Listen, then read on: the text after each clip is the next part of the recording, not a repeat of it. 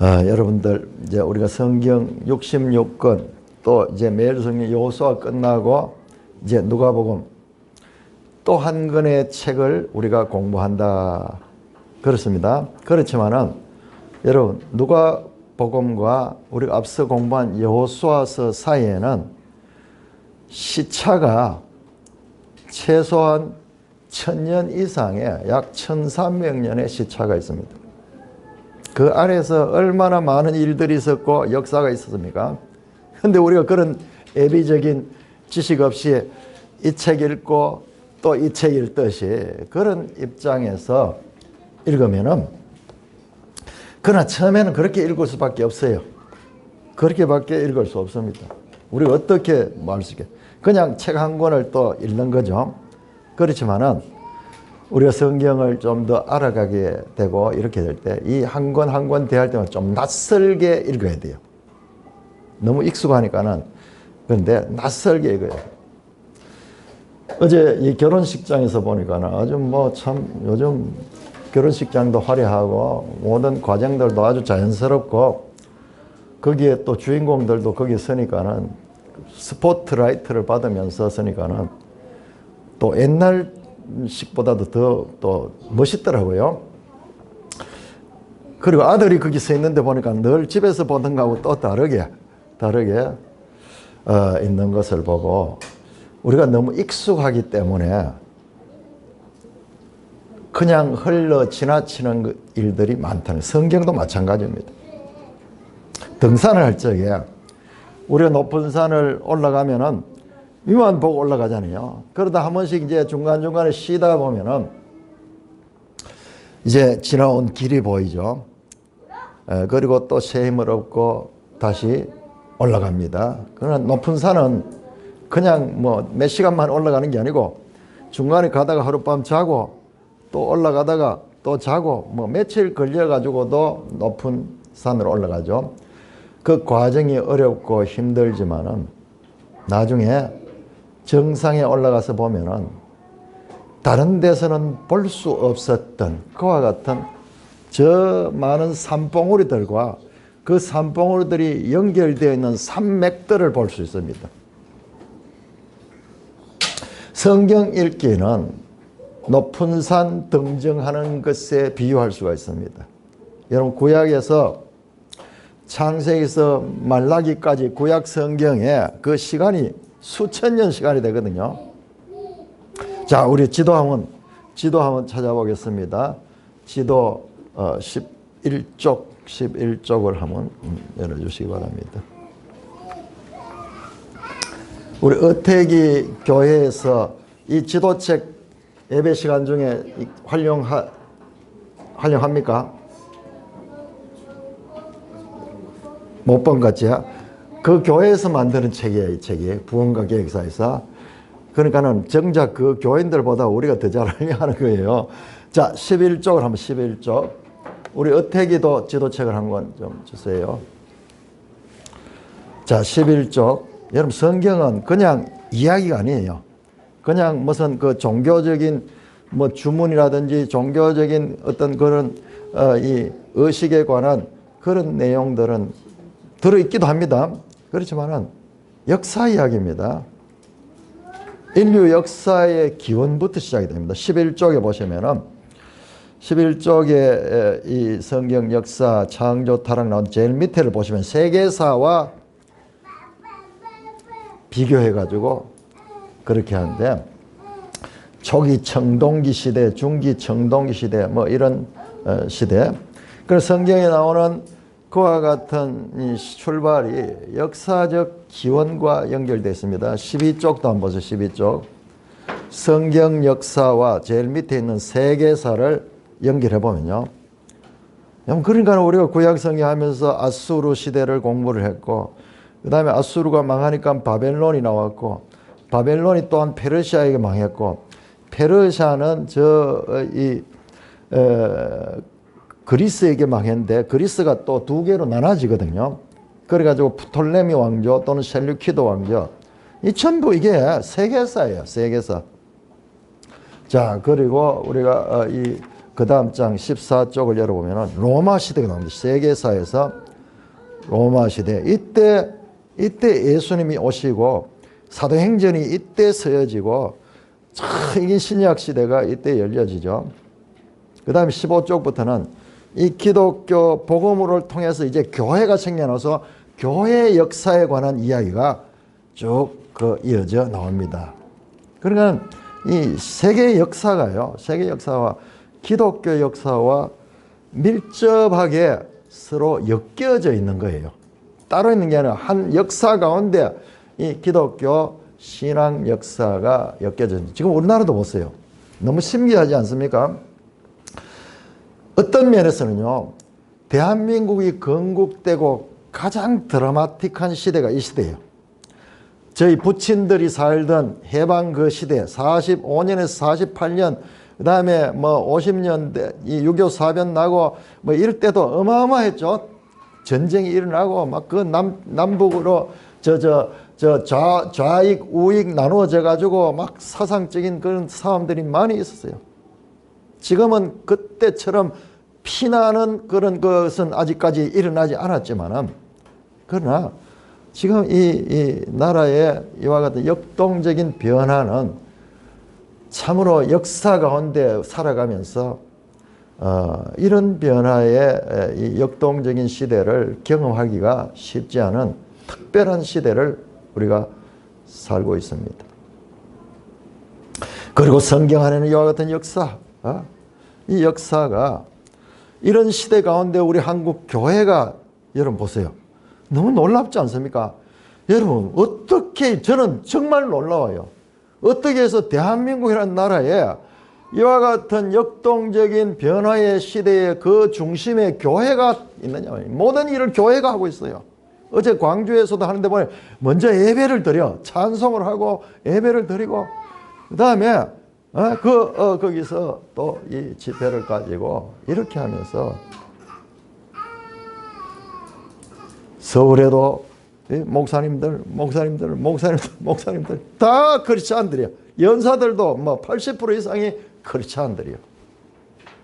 그러니까는 우리가 지금 확인할 교회가 뭔가 그냥 한 종교적인 그 집단으로서 있는 그런 게 아니라, 대한민국은 종교다운 그와 같은 이와 같은 나라잖아요. 불교, 가톨릭, 개신교, 그 다음에 수많은 뭐 이 미신 종교들도 있고 있는 이 다양한 종교적인 나라 가운데 왜 기독교만이 역사의 중심에서 이 역사의 물꼬를 지금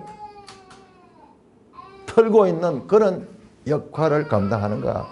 그거 하나는 봐도요, 이 기독교는 진리고 참으로 역사를 주관하는 하나님의 섭리를 안고 있는 그와 같은 종교라는 것을 알 수가 있습니다. 우리가 지금 몸으로 확인하는 거예요. 이런 시대 없었어요. 이전 시대에 이렇지 않았어요. 지금은 전면에 교회가 앞장서서 나타나죠. 자, 뿐만 아니라 이 성경 속에는 헤아릴 수 없는 많은 인종들, 그 다음에 민족들, 나라에 속한 사람들이 등장합니다. 자, 지도 94쪽을 한번 보세요. 지도 94쪽. 그래서 제가 자꾸 여러분들 지도를 찾아보고 지도를 확인시키는 게요, 교회에서 이런 일을 거의 안 하는 거예요. 제가 이제 이 대학에서 강의를 하면서 보니까는 이게 이 세계 역사하고 성경이 완전히 일치하는 거예요. 그래서 그걸 연결하면서 이렇게 봤는데요. 자, 94쪽에 보세요. 이게 인류의 이 역사의 가장 초기의 지도예요, 지도. 거기 보세요. 여기가 어디냐? 그러면 여기 중간에 있는 그 바다가 지중해죠. 지중해. 그 다음에 거기 네모로 붉은색 쳐 있는 것이 이 가나안 땅, 이 성경의 지금 핵심 그 예루살렘이 있는 그 장소죠. 그 다음에 보세요. 노란색은 셈족, 그 다음에 저 위에 붉은색은 야벳족, 그 다음에 아래에 녹색은 함족. 창세기 10장에 나오는 노아의 세 아들 함과 셈과 야벳, 그 세 아들로 인류가 시작되어서 그들이 어떻게 흩어져 나갔는가, 그것을 보여주는 지도입니다. 그런데 이거를 이 지도로 안 보고 그냥 글로만 보면요, 글로 보면 그냥 신화 같아요. 그런데 이거를 역사적이고 지리적인 걸 연구하면 연구할수록 모든 학설들의 기원은 성경에서 나온다는 것을 알 수 있어요. 여러분, 그냥 세계사 책인데도요, 그거는 완전히 그 배경이 진화론적인 그런 배경을 가지고 있는 책에도 보면은 그 조상들의, 인류의 조상들의 이야기하면서 함족 출신이다 하는 그런 내용이 나오고요. 그 딱 성경과 연관이 있는 것을 볼 수가 있습니다. 뿐만 아니라 여러분, 우리 212쪽을 한번 볼까요? 지도 212쪽. 이 성경 속에는 세계가 어떤 그 주도적인 나라에 의해서 제국이 세워졌던 그런 역사도 성경에 그대로 나옵니다. 그래서 아수르 제국, 그럼 아수르 제국 앞에는 왜 그런 제국들이 없었느냐? 여러분, 제가 이 공부를 해보니까요, 이 역사적으로 인류 역사에서 이런 제국이 등장하는 게 이때예요. 이때부터. 그 이전에는 이런 제국주의적인 그런 나라들이 거의 없었어요. 근데 이때부터 본격적으로, 그러니까 성경이 그 제국시대 나오는데, 우리 성경에 나오는 그 아수르. 그 다음에 한 장을 넘겨주시면은요, 214쪽을 보시면은 바벨론. 여러분, 세계사를 공부하면요, 이게 그대로 나오는 거예요. 세계 최초의 제국을 이룬 아수르는 다시 바벨론에 의해서 망하죠. 그래서 그 바벨론을 신바벨론 제국이라고 해요. 느부갓네살 왕, 그 역사에서 이름이 네부카도네자르, 짜르 하는 게 저 러시아나 뭐 이쪽에서 황제를 가기엔 짜르, 그 말에서 기인되는 거예요. 이와 같은 세계 역사가 어떻게 제국주의에서 연결되는가. 233쪽, 거기서 끝나지 않고 이와 같은 이 바벨론은 페르시아 제국에 의해서 또 망하게 되죠. 그 페르시아 제국을 일으킨 그 왕이 고레스죠. 231쪽 한번, 231쪽에 보시면은 고레스라고 제목을 붙여놨죠. 그리고 거기에 보시면은 고레스 원통이 나오는데, 이게 뭐냐, 이 원통에다가 글을 써놨는데 성경에 나오는 그 내용, 고레스가 이제 세계를 정복하고 그 다음에 그 이스라엘 유대인들을 본국으로 이렇게 귀환시켰다는 그 명령, 고레스 명령이 여기에 기록되어 있는 거예요. 성경에 나오는 내용이 이 진흙으로 만든 거예요.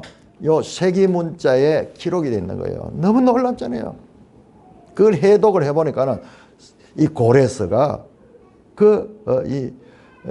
역대하 36장 23절 또는 에스라 1장 2절 3절 요 내용 같거든요. 그때 고레스 칙령에 의해서 이 유대인들이 본국으로 돌아갔다 하는 이야기. 이 고레스는 또한 이사야 44장에 등장하죠. 내 사랑하는 고레스 나오죠. 이 역사에서 사이러스 왕이라고 하기도 하고 큐로스 왕이라고 부르는 그 실존 인물이죠. 실존 인물. 자, 그러면은 다시 250쪽 보시면 250쪽, 240쪽 먼저 볼까요? 240쪽. 그 유명한 241쪽 보세요. 신구약 중간사. 이때 그리스가 등장. 세계를 정복한 그리스예요. 그래서 그리스 그 두 명의 인물이 241쪽에 나오는데 위에는 필리포스 왕, 알렉산더의 아버지야. 그 다음에 밑에 있는 이 조각상은 알렉산더 자신이야. 여러분, 알렉산더가 몇 살까지 살았냐 그러면요, 33살까지 살았어요. 알렉산더요, 10대부터 세계를 정복하기 시작하다가 33세 때 급사했습니다. 전염병이 걸려가지고 저 인도까지 쳐들어가지고, 그렇게 그의 생애는 마치 표범처럼 자고 일어나면 정복하고 그런 역사예요. 그런 실존 인물들의 역사가 나오죠. 352쪽 보세요. 350쪽. 350쪽 먼저 보시면은 알렉산드로 대왕의 제국. 이렇게 그 당시에 차도 없고 비행기도 없는 그 시대에 전부 사람이 도보로 가든지 기껏해야 이제 말로 달리는 그때에 이 넓은 땅을 다 정복했는 거예요. 그래서 이 동쪽으로는 인도까지 알렉산더 전쟁 역사에 보면 막 코끼리하고 싸우고 막 이런 내용 나와요. 코끼리 부대하고 싸우고 이런 게 나오는데요. 그렇게 했다가 근데 알렉산드로스는 빨리 죽고 그 다음에 352쪽 보세요. 나라가 분열이 됩니다. 큰 힘을 가진 왕이 갑자기 죽으니까는 나라가 4개의 왕으로 그렇게 나눠졌다가 나중에는 2개의 왕으로 통치가 되냐. 그 하나가 셀루코스 왕조고 다른 하나가 프톨레마이오스 왕조입니다.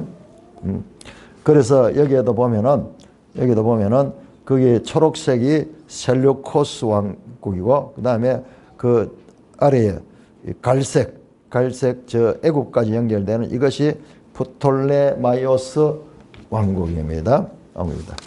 자, 그뿐만 아니라 266쪽을 볼까요? 266쪽. 자, 266쪽 보면 로마가 이제 그리스가 세계를 정복하고 있을 적에 로마가 서서히 부상하기 시작하다가 BC 3세기, 2세기에 로마가 그리스가 차지했던 것을 다시 로마가 차지합니다. 점점 팽창되다가 여러분 268쪽, 그 다음에 274쪽 보세요.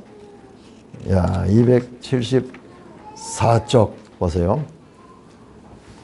아우구스투스 시대의 로마 제국. 아우구스투스가 누구냐 하면 로마의 일대 황제예요.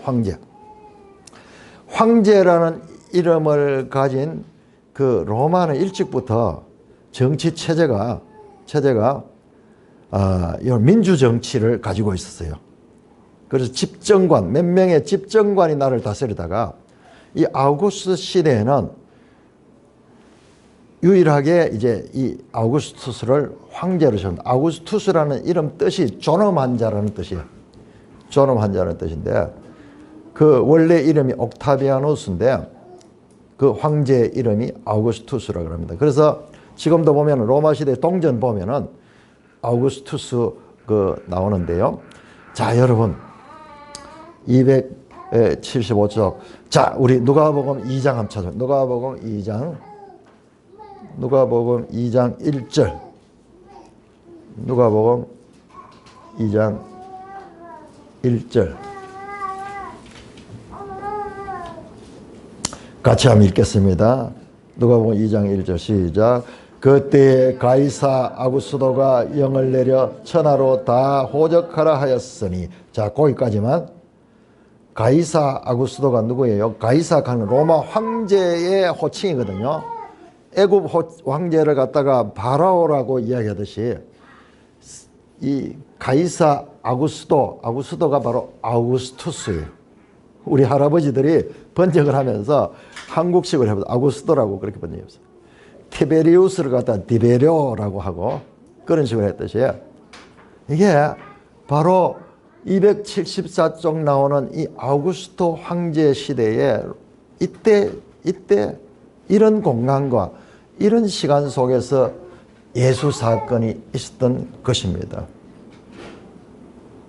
그래서 특별히 누가복음에는 이 세계사적인 그런 사건과 성경이 밀접하게 연관이 되면서 그래서 누가 자신이 이방인이기 때문에 아주 누구든지 이 역사적인 배경을 가지고 성경을 이해할 수 있도록 쉽게 기록한 것이 누가복음입니다.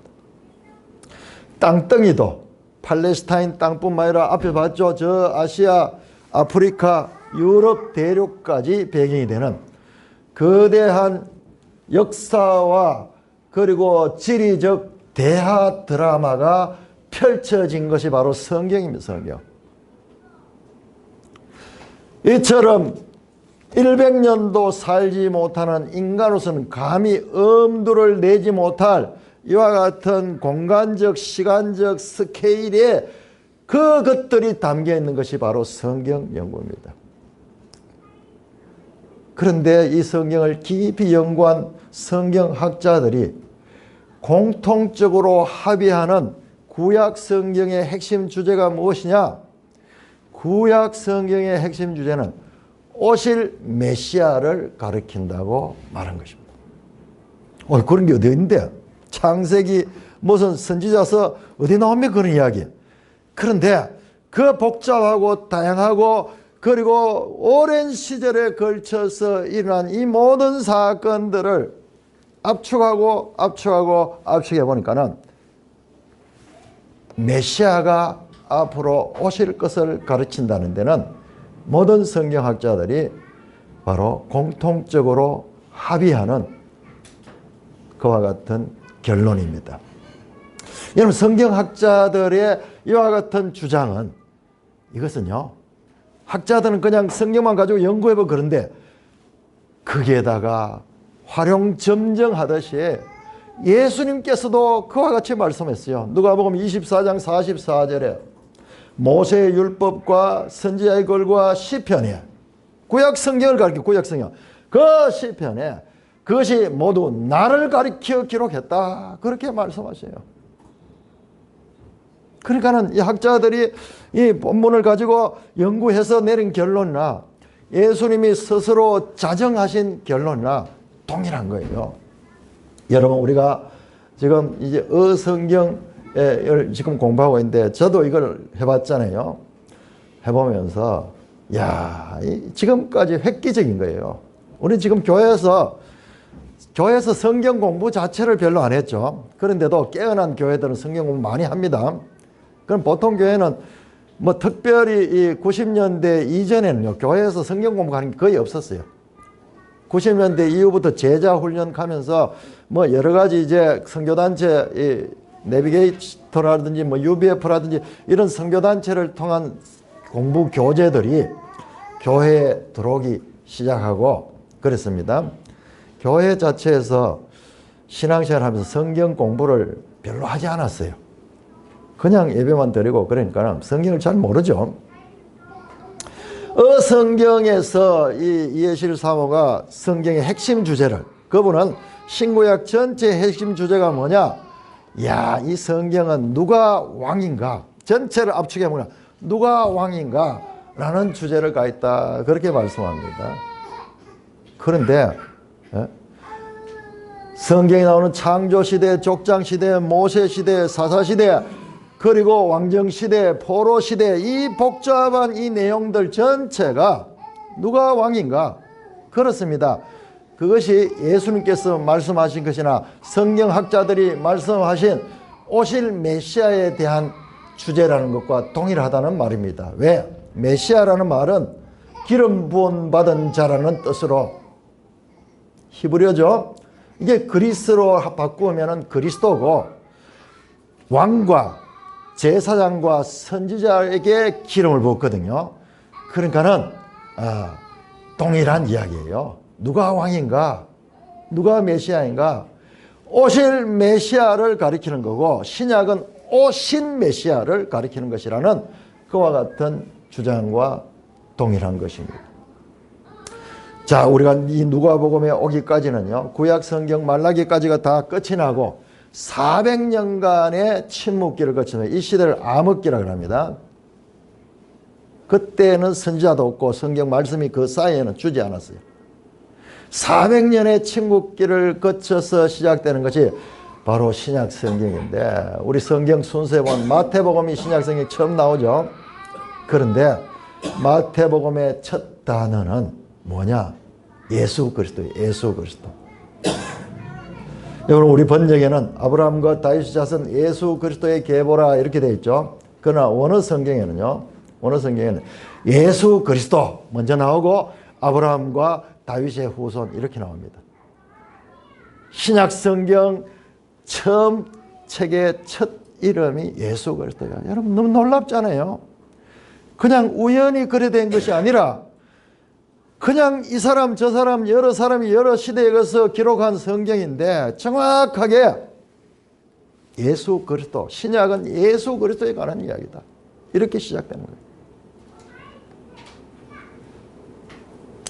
그냥 66권의 책들이 여기저기 중구난방으로 있는 것 같지만은 성경 신학자들이 구약을 연구를 하면서 봤던 오실 메시아에 대한 이야기라는 것을 웅변적으로 그냥 드러내는 것이 신약 성경 마태복음 1장 1절인 것입니다. 구약 성경에서 암시하고 예언하고 기다리던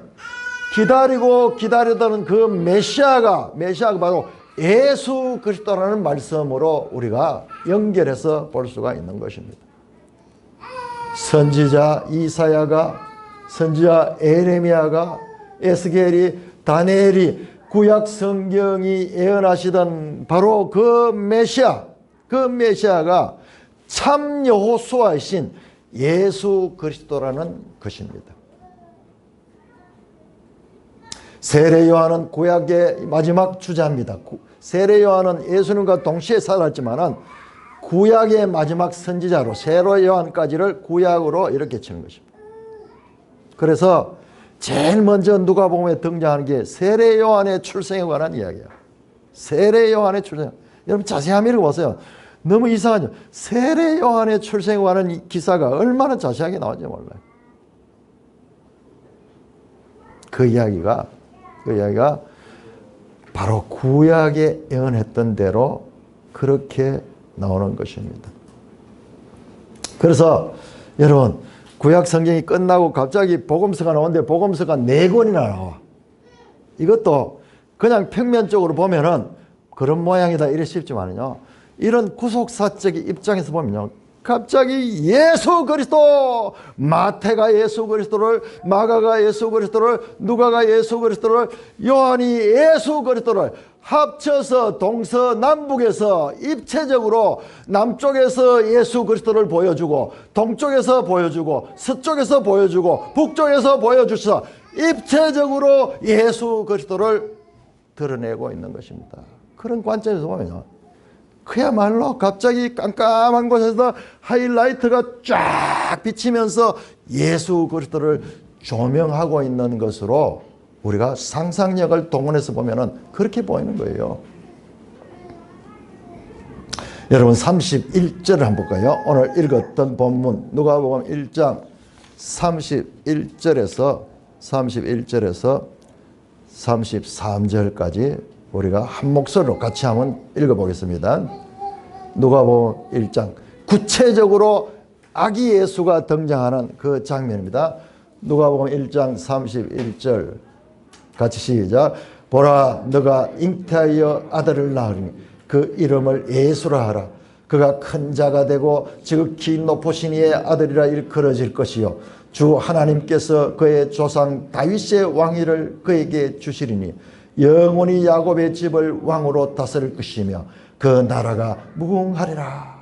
와, 여러분 이 본문을요. 이 본문 예수가 출생할 것에 대한 이 본문을 보면은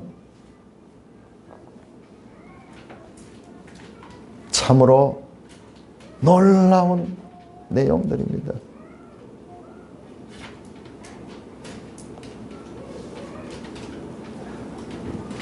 이 본문에는 우리가 구약성경에 읽을 때 가장 중요한 선지자들 또는 역사적인 그와 같은 내용들을 가리키던 그 내용들이 여기 압축되어 있어요. 보라 네가 잉태하여 아들을 낳으니 이름을 예수라. 이사야 7장 14절에 처녀가 보라 처녀가 잉태하여 아들을 낳을 것이요. 이사야 9장 6절 7절에 이는 한 아기가 우리에게 낳고 한 아들을 우리에게 주신 바 되는데 그 아들은 이름이 기묘자는 게 니플라우트 하는 거예요. 놀랍다. 영어로 원더, 놀라운 분이고 모사라, 너무나 지혜로운 분이고 전능하신 하나님이다. 전능하신 하나님. 평강의 왕이라. 그 정사와 평강이 무궁하며 다윗의 왕자와 그 나라에 군림할 것이라. 이사야 9장 6절 7절 말씀이 여기 압축되어 있어요. 뿐만 아니라 이사야 11장 10절 말씀, 그날에 이새의 뿌리에서 한 삭이 나서 만민의 기치로 설 것이며 열방이 그에게로 돌아오니 그가 거한 곳이 영화로우리라. 이사야 7장 9장 11장에 나왔던 그와 같은 메시아 예언이 여기에 압축되어 있습니다. 뿐만 아니라 거기에 유명한 다윗 언약 사무엘하 7장 12절에서 16절, 나는 그의 나라의 왕위를 영원히 견고하게 하리라. 그는 내 집을 건축할 것이요 나는 그 나라의 왕위를 영원히 견고하리라. 내 집과 내 나라가 내 앞에서 영원히 보존되고 네 왕위가 영원히 견고하리라 했다. 누가복음에 나오던 그 나라가 무궁하리라. 이 말씀이요. 그 압축되어 있어요.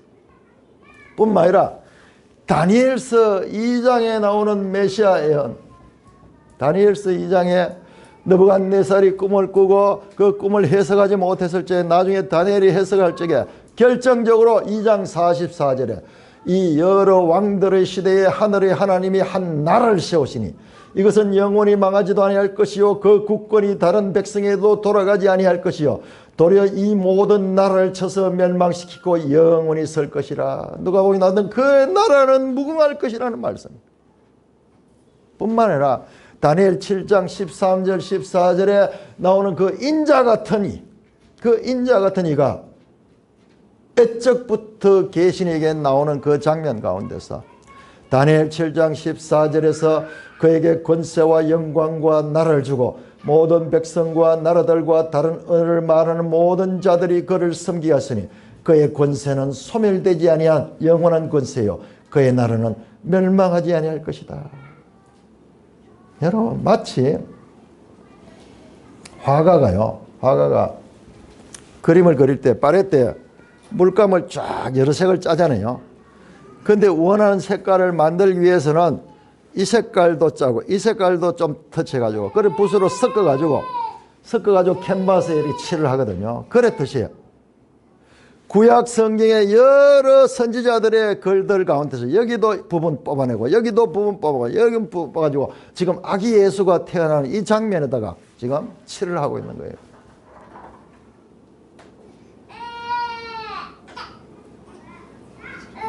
마치 여러분 출근 시간에 교통이 아주 이 복잡해져 가지고 트래픽이 일어나 가지고 차가 못 진행하듯이 갑자기 구약의 그 메시아 예언의 모든 말씀들이 여기에 집중돼. 여기에. 예? 사무엘하 7장의 다윗 언약에 관한 말씀, 그리고 이사야 7장, 이사야 9장, 이사야 11장의 메시아의 예언, 그리고 다니엘 2장과 다니엘 7장에 나온 그 메시아 예언, 가장 굵직굵직한 그 메시아 예언들이 요 누가복음 1장 이 31절에서 33절에 집중돼. 내가 이걸 분석해 보니까요, 성경 구절, 그 유명한 성경 여기 다 모여 있어요. 여기 다 모여 있어요.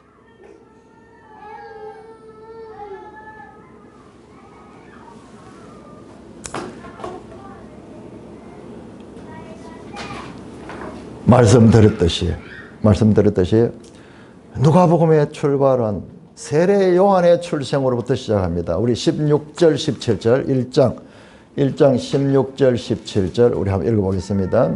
누가복음 1장 16절 17절 시작. 이스라엘 자손을 주 곧 그들이 하나님께로 많이 돌아오게 하겠습니다. 그가 또 엘리야의 심령과 능력으로 주 앞에 먼저 와서 아버지의 마음을 자식에게 거스르는 자의 의인의 설기에 돌아오게 하고 주를 위하여 세운 백성을 준비하리라. 여러분, 이 복음서에 처음에 누가복음에서 이 세례 요한 나오잖아요. 여러분, 복음서의 구약 성경 마지막 책 말라기 4장을 한번 찾아보세요. 말라기 4장 마지막 구약 성경의 마지막 책의 마지막 절, 마지막 장, 마지막 절.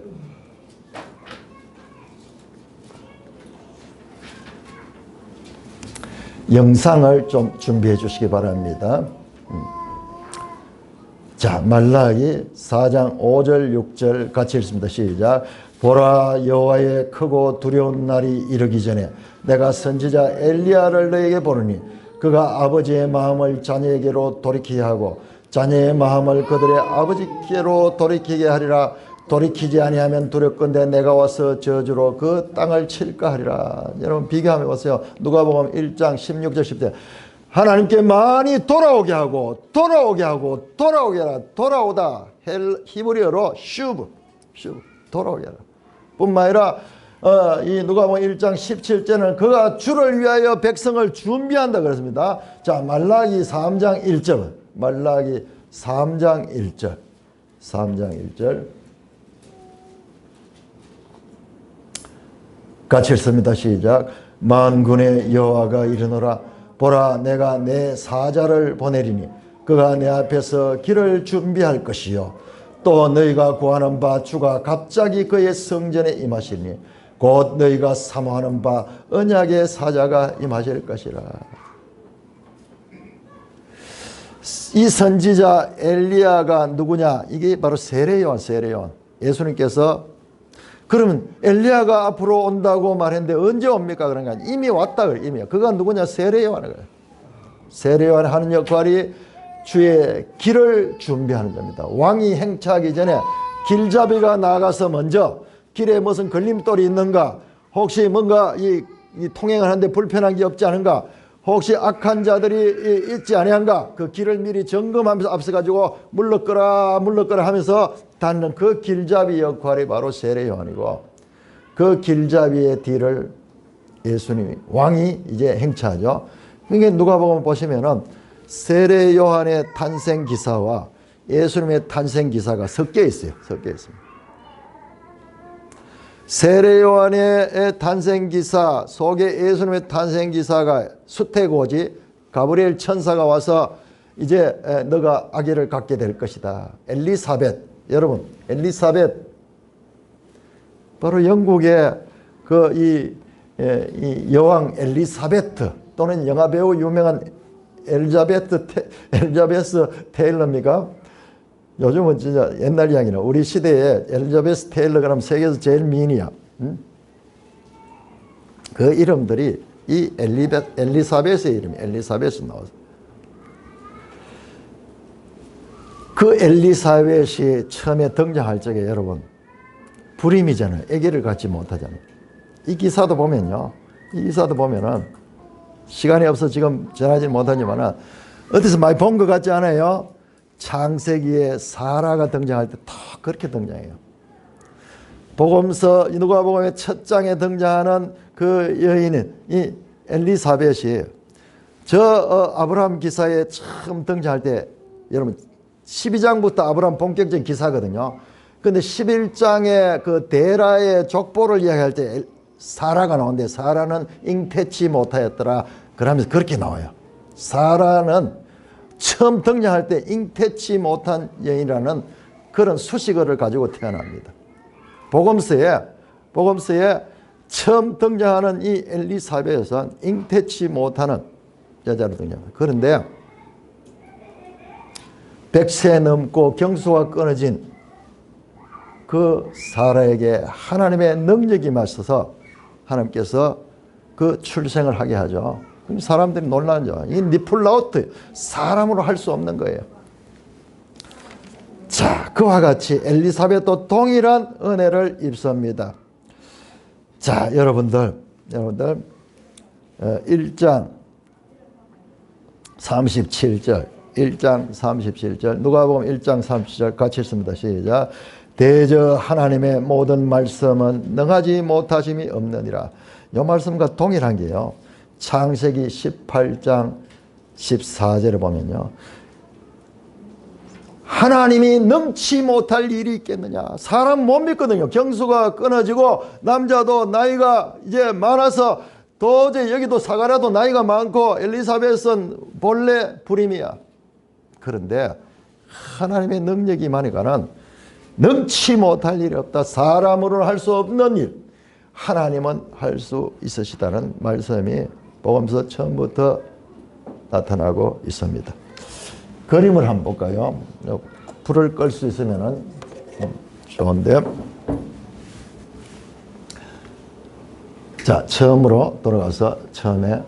자, 이 그림이 뭐냐 그러면 서양 미술사는 전부 기독교 미술이에요. 서양 미술은 전부 이 주제가 성경에서 나옵니다. 자, 이게 세례 요한의 글, 세례 요한. 공통점 보세요. 전부 손이 뭘 가리키느냐? 위에서부터 오실 메시아를 가리킵니다. 메시아를 가리킵니다. 다음. 자, 이 그림은요. 이게 세례 요한이에요. 세례 요한. 누구? 십자가에 죽으신 예수 그리스도는 성경에 기록된 대로, 이 성경에 기록된 데도 그분은 오셔서 십자가에 못 박혀 죽으신 분이다. 세례 요한이 그것을 가리키고 있는 것입니다. 그러므로 누가복음 1장에서 세례 요한이 먼저 등장해서 그 세례 요한의 출생 기사가 나타난 것도 예수 그리스도의 길을 예비하는 그와 같은 의미로 주어져 있는 것입니다. 사랑하는 형제 자매 여러분, 저는 오늘 구약 성경 여호수아를 마치고 누가복음으로 연착륙하기 위해서 구약과 신약의 높은 곳에서 산맥을 내려다보시 연결시켜 말씀을 드렸습니다. 어마어마한 이야기죠. 시간적으로도 수천 년 간격이 있고 공간적으로 지형적으로 높은 곳에서 그 역사를 짧은 시간에 이 지도를 통하여 살펴보았습니다. 여러분, 우리가 성경을 읽을 적에 이런 시야를 가지는 것이 쉽지 않아요. 우리가 그냥 읽어가지고는 그런 시야를 가지기 어려워요. 저도 개인적으로 그러니까 이 신학교에서 이와 같은 강의를 하게 되니까는 연구를 해야 돼요. 그걸 하다 보니까는 미술사하고 이 세계사가 또 연결이 됐어요. 그 세계 역사에서 남긴 미술품들은요. 그래 보니까는 이게 역사를 그림으로 볼 수 있는 거예요. 그래서 우리가 이 성경을 읽어도 이와 같은 통전적이라고 전체적으로 통으로 보듯이 이 구속사의 연속성을 보지 못하고 66권의 책을 읽게 되면 이게 얼마나 복잡한지 몰라요. 쪼가리가 66개가 있어요.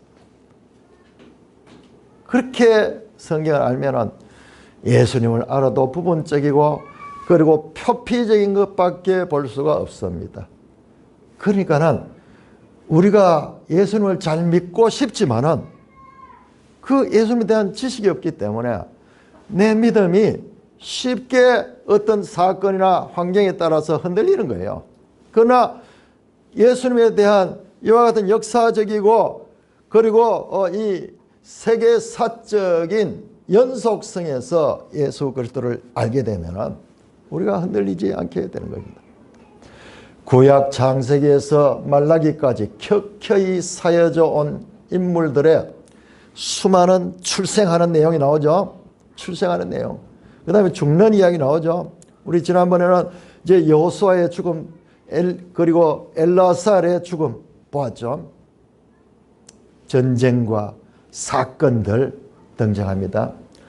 이런 이야기들이 표면적으로는 우리와 전혀 상관없는 이스라엘 나라의 역사에 같지만 궁극적으로는 예수 그리스도를 향하고 있다는 것을 아는 것은 성경을 비로소 성경답게 아는 것이고, 앞에서 예수님께서 친히 누가복음 24장에서 시편과 모세의 글과 선지자의 글들이 내게 대하여 기록한 것이라고 스스로 증명했듯이 요한복음 5장 39절에서도 너희가 성경에서 영생을 얻는 줄 알고 성경을 상고하니와 이 성경이 곧 내게 대하여 증언한 것이다. 이 성경은 구약 성경이에요. 예수님 당시에 신약 성경이 없었습니다. 그렇게 말씀했습니다.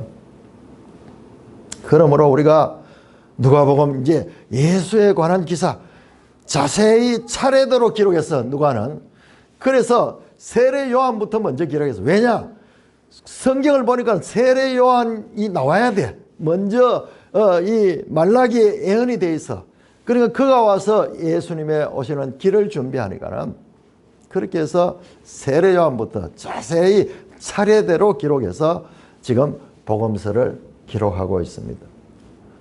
이와 같은 구속사적 배경을 알고 앞으로 두 달 동안 누가복음을 자세히 공부하면서 하나님이 누구시며 그리스도가 누구시며 그리고 그 하나님의 자녀요 그리스도를 믿는 믿음의 사람들로서 우리가 어떻게 살아야 될 것인가를 더 깊고 넓고 자세히 알아가시는 산돌교회 되시기를 주님의 이름으로 축원합니다. 오 하나님 아버지 은혜를 감사합니다. 우리에게 큰 복을 주셔서 구약의 하나님을 알아가게 하시고 또한 신약의 이 복음서를 통하여 특별히 이번에 누가복음을 통하여 근원부터 자세히 취재하고 살펴 아버지 하나님이시여 차례대로 우리가 이해하기 가장 쉽도록 기록한 누가복음을 두 달 동안 공부하게 됩니다. 하나님 아버지 진리의 성령으로 함께 하시고 인도하여 주셔서 누가복음을 통하여 드러나는 우리의 믿음의 대상인 예수 그리스도가 누구시며 또한 누가복음에 무수히 등장하는 인물들의 믿음이 어떠한가 그리고 예수 그리스도를 통한 하나님의 구원 역사가 가지는 진정한 의미가 무엇인가를 알아갈 수 있는 복된 시간 되게 하여 주옵시며 이 땅에서 세상 역사 가운데서 하나님의 역사를 깨달아 알고 하나님 나라를 소망할 수 있는 복된 이 땅에 살면서 이미 하늘에 속한 자의 교양과 지혜를 구비하는 하나님의 백성들 되게 하여 주시옵소서. 우리 주 예수 그리스도의 이름으로 감사하며 기도드리옵나이다. 아멘.